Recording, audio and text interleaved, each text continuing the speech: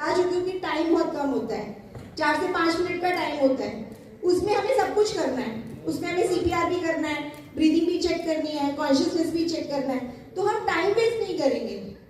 और मैंने बोला ये बायस्टैंडर्ड CPR है, सिंपल CPR है, कोई भी कर सकता है। तो इसका ब्रीदिंग चेक करने का तरीका भी बिल्कुल सिंपलेस्ट रखा गया है।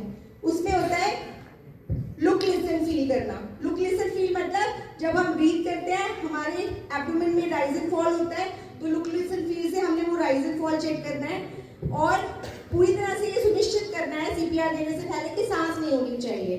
तो लुक लिसन फील में क्या करना है, आपके सर से बैक की तरफ देखना है, यहाँ पे एब्डोमेन में कोई राइज एंड फॉल है या नहीं है। तो 180 डिग्री में हमने इसको देखा, यहाँ से नहीं दिखाई दिया। अब हम यहाँ से सुनने की कोशिश करेंगे। अब यहाँ से क्या होगा, जब हम ब्रीथ करते हैं उसमें हल्की सी गर्माहट भी होती है और उसकी आवाज भी होती है, तो वो हमें सुनाई भी देगा यहाँ से या हमें कुछ महसूस भी होगा।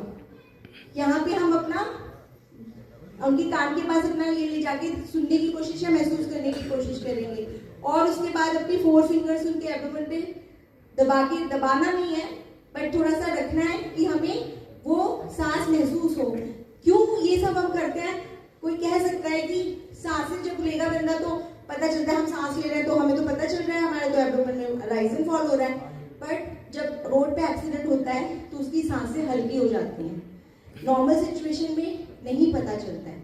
तो इसीलिए हमें ये सब करना पड़ता है। हमें ये पता होना चाहिए जिंदा भी है या नहीं है, सांस बची है या नहीं बची है, तो उसके लिए हमें ये सब करना पड़ता है, क्योंकि वो ऐसे देखने पे सांस पता नहीं चलती है। तो हमने ये सब कर लिया।